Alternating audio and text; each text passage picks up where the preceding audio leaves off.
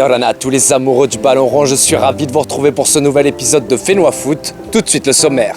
Cette semaine, nous ferons un crochet par le synthétique de la Fédération tahitienne de football où avaient lieu les grandes finales du défi technique McDo. Quel joueur U11 et U13 est devenu le meilleur technicien balle au pied du Fénois? La réponse en début d'émission. Nous partirons ensuite en direction du stade de Pirée où se jouait le choc de la 9e journée de championnat de Ligue 2. Au menu Temanava face à Papara.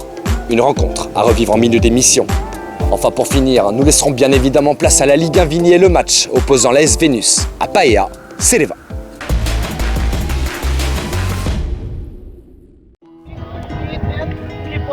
Donc chacun aura 2 essais à faire.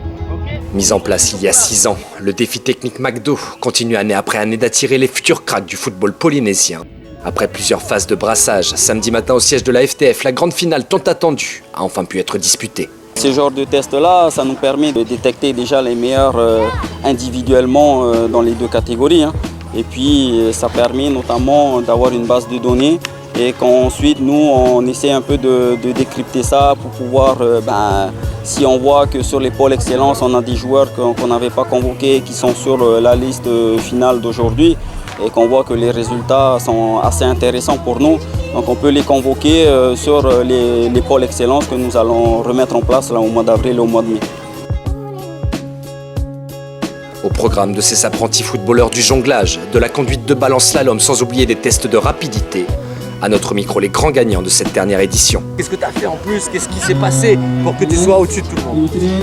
Je sais pas du tout, mais je sais pas. Au début, je stressais, mais après, j'ai su gérer mon stress. J'ai envie de dire merci à mon papa et à mon coach Yann qui m'ont toujours poussé vers le haut. Ma technique, c'était d'abord d'assurer le premier et le deuxième d'accélérer. Mais ça s'est quand même joué à 2 secondes. Mais bon, j'ai quand même gagné. Et par rapport à ton éducateur, j'imagine aussi fier? Oui, il doit être content aussi. De par leur implication, les éducateurs des clubs ont également été récompensés. Beaucoup de cadeaux, des sourires, sans oublier de grands champions, ont fait de cette matinée un véritable succès. Il ne serait pas possible de voir cet événement s'arrêter en si bon chemin. Les enfants, eux, sont déjà prêts à recommencer.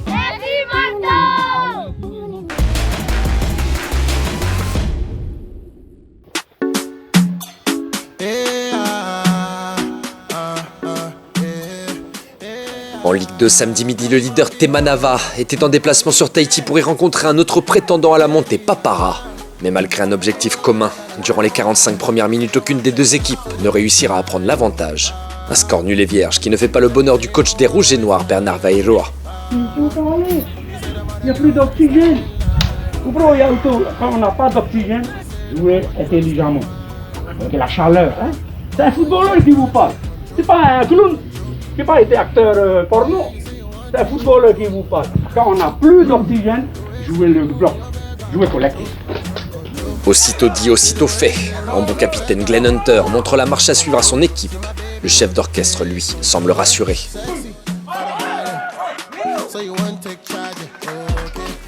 Rassuré puis satisfait après que le jeune Elios Nui s'en va de la tête doubler la mise. 2-0, le break est fait. Même si Papara, à l'image de ce tir puissant, ne baisse pas les bras, sous un soleil de plomb, les joueurs de l'Ilser vont se mettre définitivement à l'abri. À la finition de ce joli 1-2, un homme bien connu du football polynésien, Raoul Diela, vient prendre part à la fête. 3-0, le match est plié.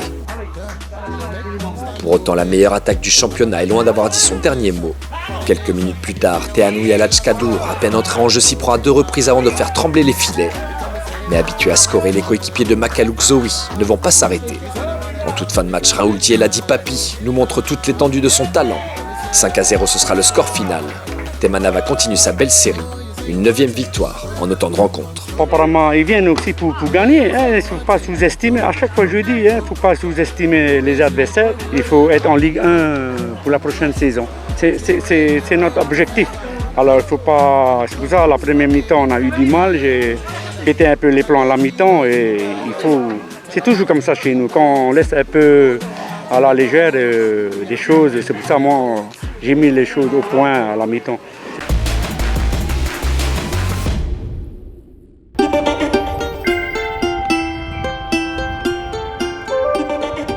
Samedi après-midi en Ligue 1 Vigny, l'AS Vénus de Sam Garcia était en déplacement du côté de Paea. Et les protégés de Filou ont vite imposé leur rythme sur la rencontre. 9 minutes après le coup d'envoi, la nouvelle recrue Gabiala signe le premier but de cette partie. Ça fait 1-0. 5 minutes avant la pause, le serial buteur des Marines Blancs ne rate pas l'offrande faite par son gardien. Seul face au portier mauve, sa reprise ne laisse aucune chance à Faatomo. 2-0, le break est fait.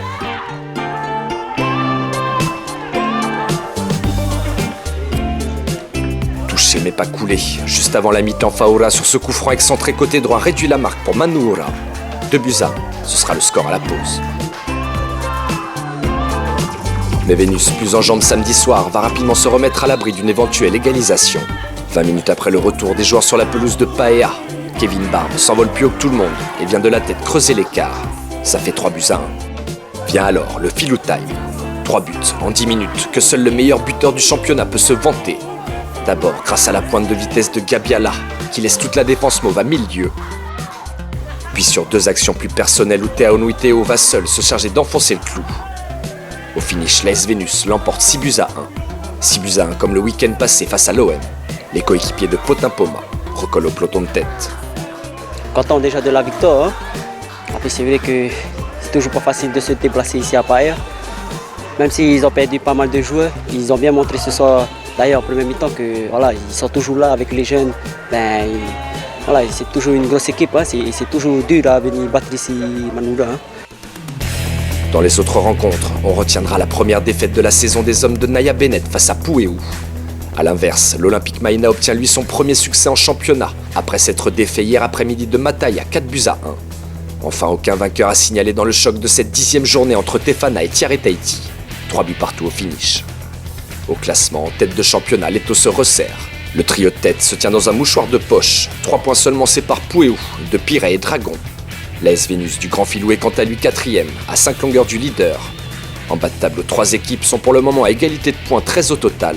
Aroué, Excelsior et l'OM clôturent à 3 journées de la fin des phases allées, le championnat de Ligue 1 Vini.